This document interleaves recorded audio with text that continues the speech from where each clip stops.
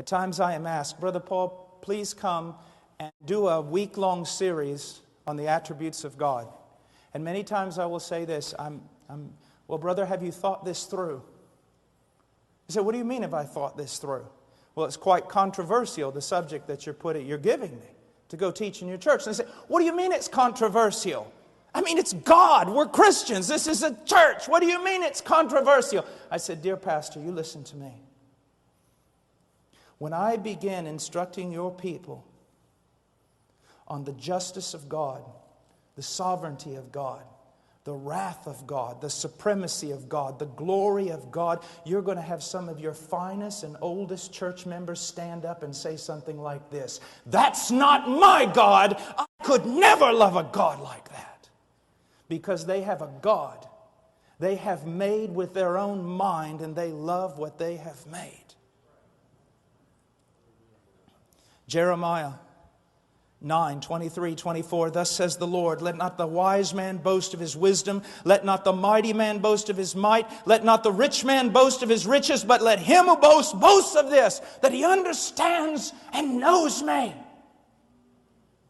Psalms 50, you thought, God speaking, you thought I was just like you. I will reprove you and state the case in order before your eyes. Now consider this, you who forget God, or I will tear you to pieces, and there will be none who delivers. Now, what is the problem here?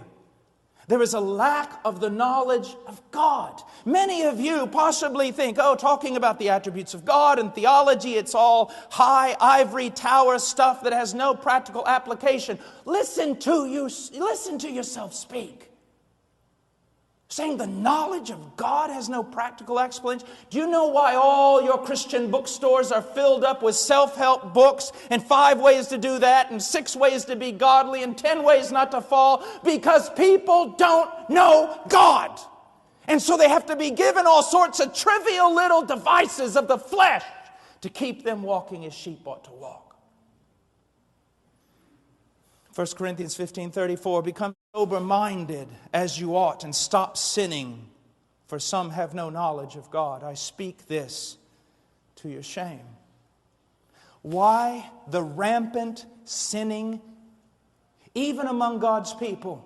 A lack of the knowledge of God.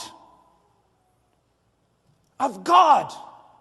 How much of all the teaching that goes on in America every week has anything to do with who God is? And then we wonder, isn't it so easy to go with the flow, to just follow everybody else? And then one day you hear something like this and all of a sudden you go, I can't even remember when anybody taught on the attributes of God. No wonder we are a people as we are. Start now. So many different things you want to know and do, and all the books. Get out a book on God, this one,